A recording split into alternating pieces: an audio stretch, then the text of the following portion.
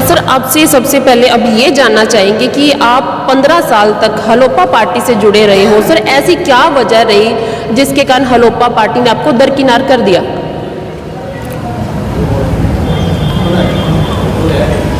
क्या बताऊं, कुछ समझ में नहीं आता। आपने सेवा की सर 15 साल? नहीं, मैंने सेवा दिल से की, मैंने उनको अपना परिवार माना, लेकिन शायद वो कानों के कच्चे थे या क्या वजह थी, लोगों ने उनको गुमराह किया या मैं ही उनका विश्वास नहीं जीत पाया। कुछ मर्जी लगा लो, लेकिन मुझे बहुत उम्मीद थी। मुझे बीजेपी पार्टी टिकट देने के तैयार थी। मैंने कहा कि मुझे 2 टिकट चाहिए बीजेपी से। उन्होंने मुझे 11 नंबर का कहा कि हाँ आपके फाइनल है, आप 11 नंबर ले लो। मुझे इतना मान था कि ये 11 अगर मैं लेनी है तो मैं अपनी पार्टी से लूँगा, तुमसे क्यों लूँगा जी। और मैंने वो टिकट छोड़ दिया। लेकिन मुझे ये नहीं पता था कि जो गलती तू कर रहा है वो तुझे नुकसान करेगी। तो इन्होंने, मुझे नहीं समझ में आया आज तक कि क्यों ऐसा किया, क्यों कर रहे हैं। लेकिन चलो मैं इन बातों से आगे निकल आया। हाँ, अभी आपने एक इंटरव्यू देखा होगा, मैंने नहीं देखा। देखो, मैं बेटे ने मुझे दिखाया कि उसके अंदर वो कहते हैं कि जी मैं एमसी बनने के बाद जनता दरबार लगाऊंगा और एसपी और डीसी को नीचे बिठाऊंगा या उसको बुला करके बिठाऊंगा। एक एमपी विधायक नहीं कर पाता ये काम, गजटेड ऑफिसर है वो नहीं कर पाते। तो छोटे मुंह से बड़ी बातें, ये बचपना ही है और क्या है। और अगर बालक बुद्धि इस तरह की है तो शायद फिर वो बानर के हाथ में आग पकड़ाने वाली बात है। यूँ लगता है कि कहीं ना कहीं गलत हाथ के अंदर टिक। नमस्कार, स्वागत है आप सभी का सत्या न्यूज़ सिरसा में। मैं हूं आपके साथ पूजा। फिलहाल नगर परिषद के चुनाव हैं, उनको लेकर जो चुनावी बिगुल है बज चुका है। हर एक राजनीतिक पार्टी ने अपनी जो चुनावी यात्रा है, चुनावी कमर है, वो भी कस चुके हैं। तो राजनीतिक जो नेता हैं वो लगातार जनता के बीच जा रहे हैं, जनता से जो उनकी समस्याएं हैं वो जान रहे हैं। तो उसी के चलते ही जो पुराने पास से काफ़ी समय तक लंबी जो यात्रा है इनकी, जो हलोपा के साथ इन्होंने अपना जो जीवन है वो बिताया है, लगभग 15 साल तक ये हलोपा से हैं जुड़े रहे हैं। तो आज़ाद प्रत्याशी के रूप में अब इनको चुनावी मैदान के अंदर खुद ही उतरना पड़ा है। तो सबसे पहले आपको बता देते हैं कि सुभाष चौधरी हैं, जो कि वार्ड नंबर 11 से आज़ाद प्रत्याशी के रूप में चुनावी मैदान के अंदर उतरे हैं। तो उनसे खैर खास बातचीत करेंगे कि आज क्या कुछ माहौल चल रहा है, खासकर वार्ड नंबर 11 का। जी सुभाष जी, सबसे पहले आपका बहुत बहुत स्वागत है आपके चैनल पे। नमस्कार सबको। जी सर, क्या कुछ कहना चाहोगे? नगर निकाय के चुनाव आ चुकी हैं, वार्ड नंबर 11 से आप एमसी के लिए आज़ाद प्रत्याशी के रूप में खड़े हुए हैं। मैं तो यही कहना चाहूँगा कि 15 सालों से इस राजनीति में हूँ। सेवा भाव था, मैंने मेरे वार्ड की सेवा की थी, कर रहा हूँ, करता रहूँगा। सर, जनता के बीच जा रही हो लगातार, किस प्रकार की समस्याएं हैं आपके सामने निकल कर आ रही हैं? जनता का क्या कुछ कहना है जिनसे जनता है लगातार बेहाल है? जनता, मेरे वार्ड में बहुत सी समस्याएं, कुछ एरिया नए, जो नया परिसीमन हुआ है उसके अंदर कुछ एरिया नए जुड़े हैं जहां सीवर व्यवस्था तो ना के बराबर है। पानी की भी बड़ी दिक्कत है, बिजली की लाइनें बड़ी नीची भी हैं, मीटर नीचे हैं, पोल छोटे छोटे हैं, आए दिन खतरा बना रहता है, हाई टेंस तारें निकलती हैं, बहुत गलियाँ कच्ची हैं, बहुत समस्याएं हैं। सब मुझसे आस करते हैं कि मैं उनको दुरुस्त करूं और उनको भी विकास की मुख्य धारा में लेके आऊं। तो मैं प्रयास करूंगा कि बाकी जो वार्ड, विकसित वार्ड है, उनके साथ उनको बराबर लाया जाए। सर, जनता का कितना समर्थन मिल पा रहा है, जैसे कि जनता के बीच जा रहे हैं? जनता का अपार समर्थन मिल रहा है। पलक पावड़े बिछा करके जब कोई प्रोग्राम कहीं रखा जाता है तो वो पलक पावड़े बिछा करके स्वागत करने को तैयार रहते हैं, जैसे कोई बहुत बड़ा नेता आता हो। मैं तो उनका भाई, छोटा सा सेवक साथी हूँ, लेकिन इतना प्यार पाकर मुझे जो 15 साल की मेहनत की थकान थी वो दूर हो गई। तो सर, वार्ड नंबर 11 से आप प्रत्याशी के रूप में आज़ाद के तौर पर आए हैं। तो सर, जानना चाहेंगे कि वार्ड नंबर 11 के कितने वोटर हैं टोटल? 5600 के आसपास वोटर हैं वार्ड नंबर 11 में।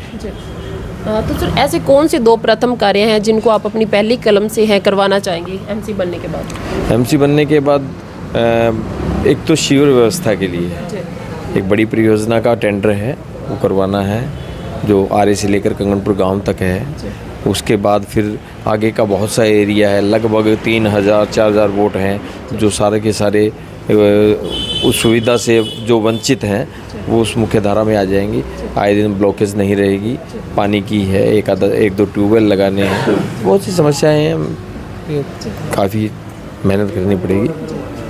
सर, आपसे सबसे पहले अब ये जानना चाहेंगे कि आप 15 साल तक हलोपा पार्टी से जुड़े रहे हो। सर, ऐसी क्या वजह रही जिसके कारण हलोपा पार्टी ने आपको दरकिनार कर दिया?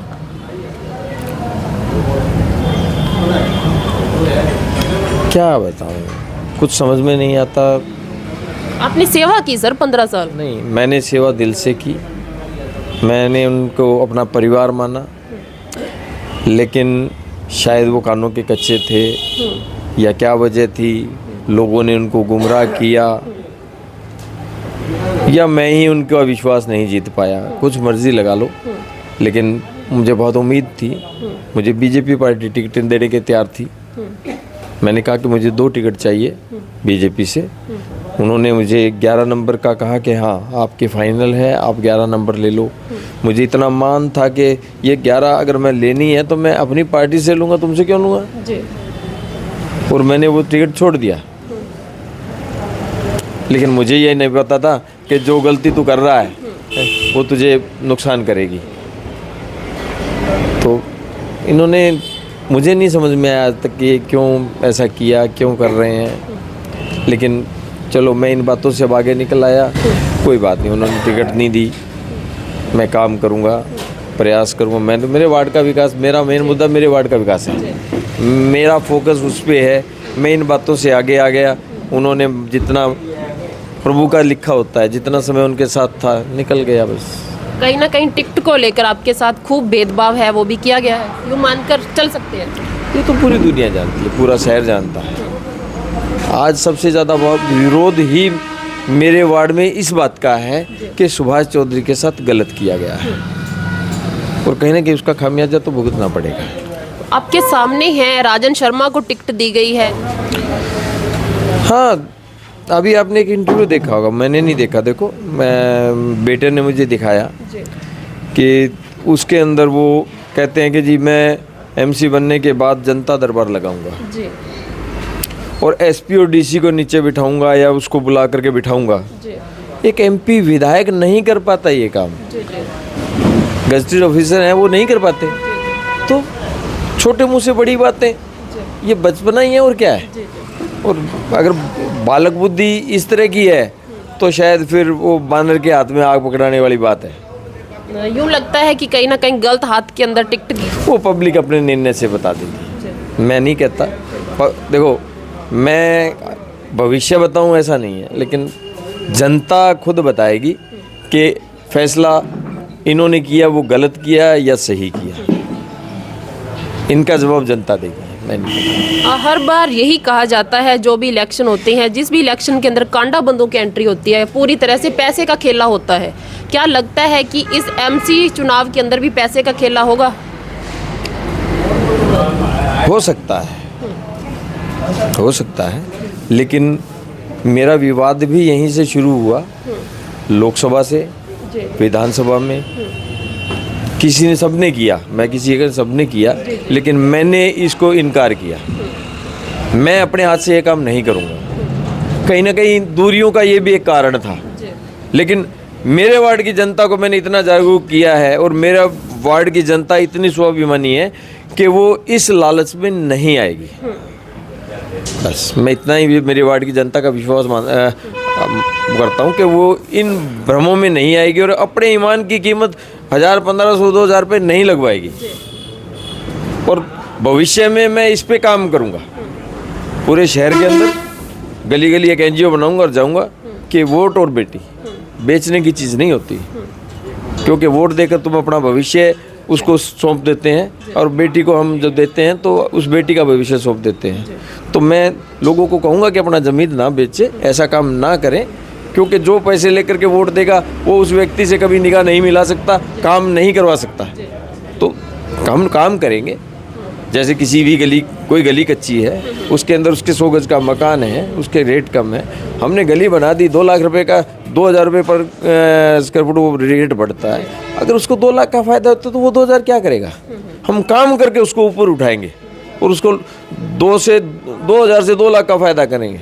लेकिन उनको कहूँगा ऐसा ना करें, अच्छा नहीं, ये एक कलंक है और हम सबको मिलकर के आगे आना चाहिए, ताकि पैसे के दलबल पे कोई भी व्यक्ति सत्ता की मलाई ना खाए, मेहनत करने वाला आगे आए और समाज की सेवा करे। अगर ये नहीं करेंगे तो फिर राजनीति के और संविधान के कोई मायने नहीं है। चुनाव चिन्ह भी हैं, वो भी कल लौट हो चुके हैं, तो छतरी का जो भगवा निशान है वो भी आपको मिला है, तो क्या कुछ कहना चाहोगे खासकर भगवे को लेकर? भगवा तो हिंदू धर्म की पताका है।